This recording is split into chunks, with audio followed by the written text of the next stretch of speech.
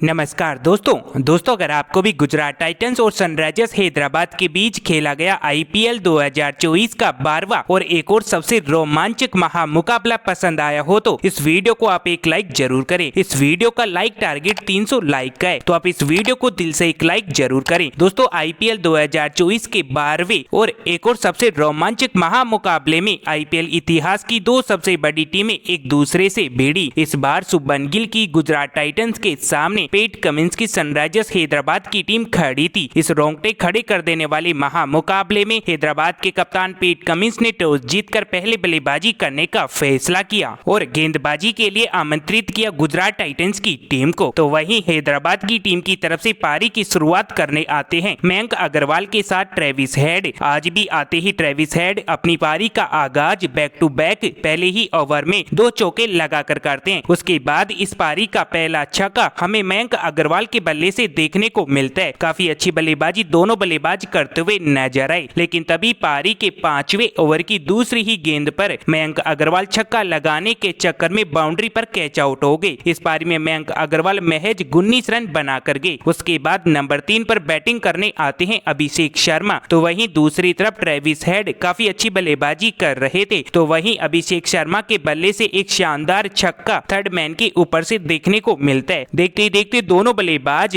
Team के score को 6 ओवरों में 50 रनों के पार पहुंचाते हैं, लेकिन अगले ही ओवर की तीसरी ही गेंद पर ट्रेविस हेड क्लीन बोल्ड हो जाते हैं। इस पारी में ट्रेविस हेड 19 रन बनाकर जाते हैं। उसके बाद नंबर 4 पर बल्लेबाजी करने आते हैं एडम मार्करम। फिर यहाँ से दोनों बल्लेबाज अपनी टीम के स्कोर को 70 रनों के पार पहुंचाते हैं, लेकिन तभी पारी के 10वें ओवर की लास्ट गेंद पर मोहित शर्मा ने अभिषेक शर्मा को शुभमन गिल के हाथों कैच आउट करवा दिया। इस पारी में अभिषेक शर्मा 29 रन बनाकर जाते हैं। दोस्तों 74 रन के स्कोर पर ही हैदराबाद के 3 बड़े विकेट गंवा दिए। उसके बाद मैदान पर हेनरी क्लासेन मैदान पर आए, जिन्होंने आते ही चौके के साथ अपना खाता खोला। फिर यहाँ से दोस्तों एडम मार्करम और हेनरी क्लासेन पारी को आगे बढ़ाते हैं, जहाँ पारी के 13वें ओवर में Heinrich Klaasen back to back 2 लंबे छक्के मारते हैं और फिर टीम के स्कोर को पहुंचाते हैं 100 रनों के पार। लेकिन फिर क्लासेन की इस धुआंधार पारी को शांत करने आते हैं राशिद खान, जिन्होंने अपनी चौथी ही गेंद पर हेनरी क्लासेन को चकमा देकर क्लीन बोल्ड कर दिया। इस पारी में हेनरी क्लासेन 13 गेंदों में 24 रन की शानदार पारी खेल कर गए। उसके बाद नंबर 6 पर बल्लेबाजी करने आते हैं शाहबाद अहमद, जिन्होंने आते ही चौका लगाकर अपना खाता खोला, लेकिन अगले ही ओवर में उमेश यादव ने एडम मार्करम को राशिद खान के हाथों कैच आउट करवा दिया।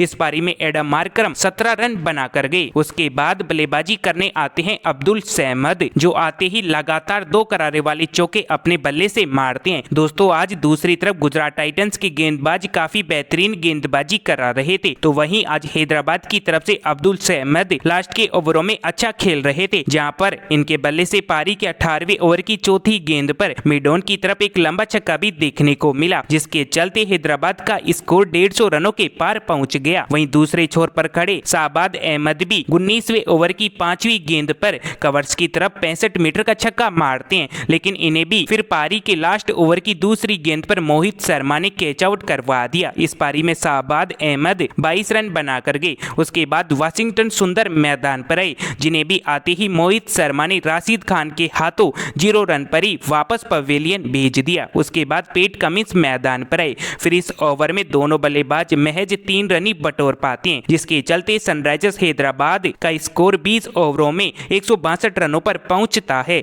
तो वहीं आज मोहित शर्मा ने गेंदबाजी कराते हुए सबसे ज्यादा 3 विकेट चटकाई। उसके बाद गुजरात की तरफ से इस लक्ष्य का पीछा करने के लिए मैदान पर कप्तान शुभमन गिल के साथ रिद्धिमान शाह मैदान पर आए और आते ही दोनों बल्लेबाज गेंदबाजों के ऊपर टूट पड़ते हैं, जहां आज आते ही रिद्धिमान शाह पारी का आगाज छक्का लगाकर करते हैं। तो वहीं दूसरे छोर पर कप्तान शुभमन गिल हर गेंद पर सिंगल लेकर स्कोर को आगे बढ़ाते हैं, जहां हैदराबाद की तरफ से चौथा ओवर कराने आए उनादकट की 5वीं गेंद पर रिद्धिमान शाह 70 मीटर का छक्का मार देते हैं। आज धीरे धीरे रिद्धिमान शाह अपनी लय पकड़ रहे थे, लेकिन तभी अगला ओवर कराने आए शाहबाद अहमद ने अपनी पहली ही गेंद पर रिद्धिमान शाह को कैच आउट करवा दिया। इस पारी में रिद्धिमान शाह 25 रन बनाकर गए। उसके बाद नंबर 3 पर आते हैं साई सुदर्शन। तो वहीं इसी ओवर की चौथी गेंद पर शुभमन गिल कवर्स की तरफ छक्का मारकर टीम के दबाव को थोड़ा कम करते हैं। उसके बाद साई सुदर्शन अगले ओवर में चौका लगाकर अपनी टीम के स्कोर को 6 ओवरों में 1 विकेट के नुकसान पर